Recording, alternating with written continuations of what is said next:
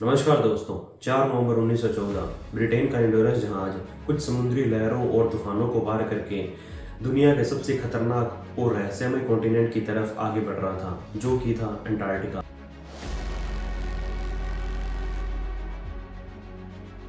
इस जहाज में लगभग 28 लोगों का क्रू मौजूद था और कमांड संभाले थे एक एक्सप्लोरर सर अर्नेस्ट शैकल्टन, जो कुछ ऐसा करना चाहते थे जो आज तक दुनिया में किसी ने नहीं किया है। वो पूरे अंटार्कटिका कॉन्टिनेंट को पैदल पार करना चाहते थे।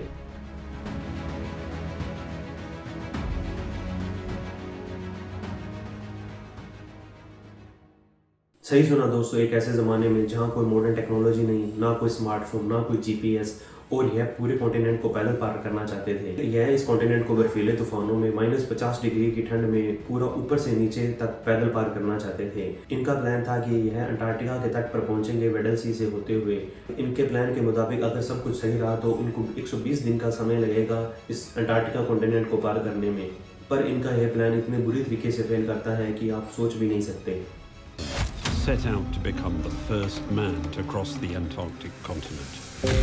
Every step over unknown ground, I'd hoped that the fates would be kind to us. But the task was beyond our powers.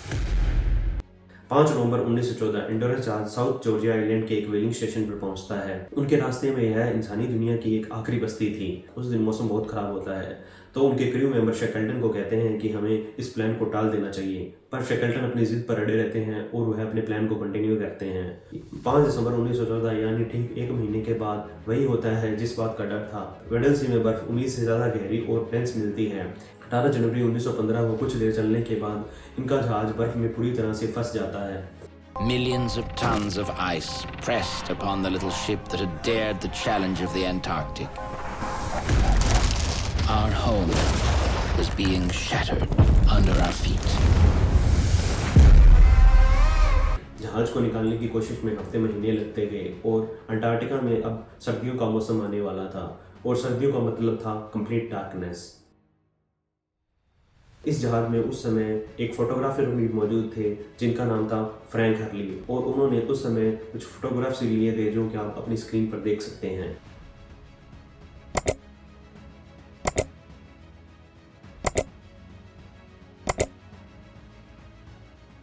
चौबीस अक्टूबर 1915 अचानक तेज प्रेशर की वजह से जहाज जिस बर्फ के टुकड़े में फंसी होती है वो टूट जाता है और एक बर्फ का भारी टुकड़ा जहाज पर आ गिरता है, और जिससे पानी जहाज में भरने लगता है और सभी क्रू मेंबर इस पानी को निकालने की जद्दोजहद में लग जाते हैं।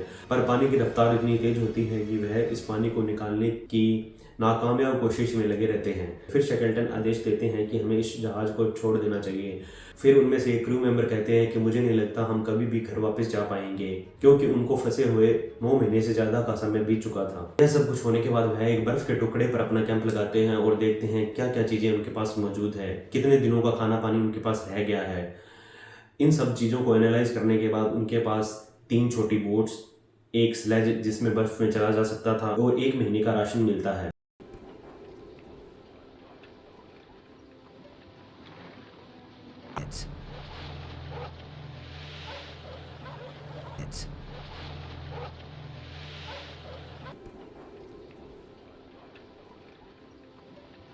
शैकल्टन के पास एक चीज़ थी, उनका एक्सपीरियंस और खुद पर भरोसा।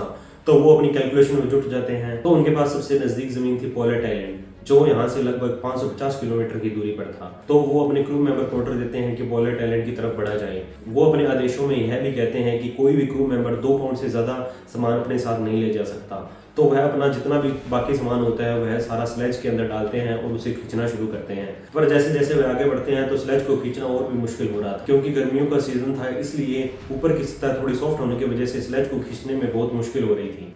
23 मार्च 1916 शैकल्टन को कोहरे के बीच कुछ दूर दिखाई देता है। जैसे जैसे वह नज़दीक पहुंचते हैं तो उन्हें एहसास होता है कि यह जॉयमिल आइलैंड है। पर यहाँ जॉयमिल आइलैंड का दिखना कोई अच्छी खबर नहीं थी, क्योंकि यह आइलैंड पेनिनसुला के बिल्कुल ऊपरी टिप पर मौजूद था। इसका मतलब यह था कि वह पोलेट आइलैंड को पीछे छोड़ आए हैं।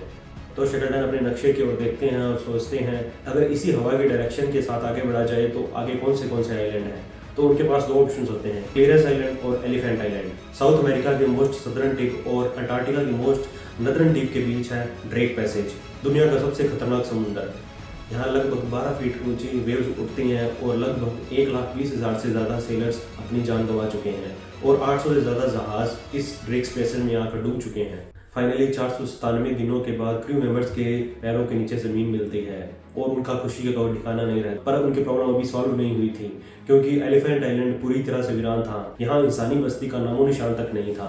एलिफेंट आइलैंड पर पहुंचने के बाद शेकल्टन अपने नक्शे की ओर देखते हैं तो उन्हें 3 ऑप्शंस दिखाई देते हैं। सबसे पहला ऑप्शन था केप हॉर्न, जो कि साउथ अमेरिका की साउथ मोस्ट टिप पर मौजूद था और उसकी दूरी लगभग 800 किलोमीटर थी। और दूसरा ऑप्शन उनके पास था फाल्कलैंड आइलैंड्स, जो कि लगभग 880 किलोमीटर की दूरी पर मौजूद था। और तीसरा ऑप्शन था उनके पास साउथ जॉर्जिया आइलैंड, जो कि लगभग 1300 किलोमीटर दूर था। पर पहले 2 ऑप्शन नजदीक तो जरूर थे, पर वहां जाने का मतलब था ड्रेक पैसेज से होकर गुजरना।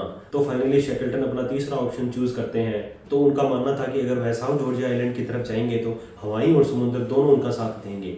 तो फाइनली वे डिसाइड करते हैं कि 5 लोग ही साउथ जॉर्जिया आइलैंड की तरफ जाएंगे और बाकी क्रू मेंबर्स यहीं एलिफेंट आइलैंड पर उनका वेट करेंगे। लगातार 3 हफ्तों से तूफानों, हवाओं और समुद्र की लहरों से लड़ने के बाद फाइनली यह साउथ जॉर्जिया आइलैंड की जमीन पर अपना कदम रखते हैं। उनकी खुशी का कोई ठिकाना नहीं रहता, वह एक दूसरे से गले लगते हैं। पर उनकी लड़ाई अभी खत्म नहीं हुई थी क्योंकि यह आइलैंड 100 किलोमीटर से ज्यादा लंबा था और जहाँ यह लैंड किए थे वहां से बिल्कुल ऑपोजिट डायरेक्शन में इंसानी बस्ती मौजूद थी। उनके पास 2 ऑप्शन थे, या तो वह 130 माइल लंबा सफर बोट से तय करें या फिर 29 मील लंबा सफर लैंड से होकर दूसरी तरफ जाएं। तो समुद्र की लहरों की वजह से उनकी बोट पूरी तरह से टूट चुकी थी, उसमें जाने का खतरा वह नहीं उठा सकते थे। तो वह फाइनली डिसाइड करते हैं कि वह 29 मील लंबा सफर पैदल ही तय करेंगे। शेकल्टन में बहुत हौसला, जज्बा और पेशेंस मौजूद थी, इसलिए पहले 9 दिन वह एक गुफा में रहकर थोड़ा रेस्ट करते हैं क्योंकि उनकी बॉडी बिल्कुल एग्जॉस्ट हो चुकी थी। इसलिए वह कुछ मछलियां और पेंगुइन्स को खाकर अपना गुजारा करते हैं। फाइनली 19 मई 1916 को हैकिंग हैकर से चल पड़ते हैं। उनके साथ फ्रैंक वोजली और टॉम क्रीम उनके साथ इस सफर में जुड़ते हैं। वह एक एक करके इन ऊंची पहाड़ियों को ऊपर चढ़ते हैं, पर उनके आगे निराशा ही हाथ लगती है क्योंकि जैसे वह पहाड़ी के बिल्कुल शिखर पर पहुंचते हैं तो उन्हें या तो खाई मिलती है और या तीखे ढलाने। इसी तरह 36 घंटे की लगातार चढ़ाई करने के बाद फाइनली उन्हें जब वह वेलिंग स्टेशन पर पहुंचते हैं तो उनको कोई पहचान नहीं पा रहा था क्योंकि उनका शरीर इतना कमजोर हो चुका था कि उनको पहचानना बहुत मुश्किल था। साउथ जॉर्जिया आइलैंड पर हर एक इंसान को इस कहानी के बारे में पता था। वह सब इस कहानी को एक दर्दनाक घटना की तरह देखते थे। वो आदमी जो अपने जहाज और क्रू मेंबर के साथ गया और कभी वापस लौट कर नहीं आया। पर शेकल्टन के दिमाग में अभी भी वह 22 लोग चल रहे थे जो अभी तक एलिफेंट आइलैंड पर फंसे थे। उन्होंने 3 बार इस आइलैंड पर जाने की कोशिश की, पर तीनों बार वह असफल रहे। तो फाइनली वह चिली गवर्नमेंट को रिक्वेस्ट करते हैं कि उन्हें एक जहाज दिया जाए जो कि बर्फ को चीर कर उस आइलैंड की तरफ बढ़ सके।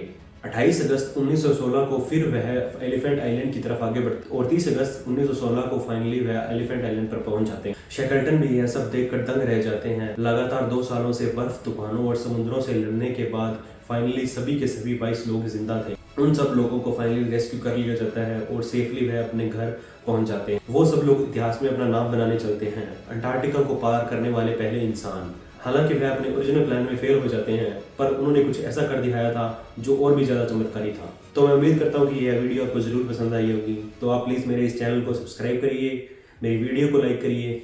धन्यवाद।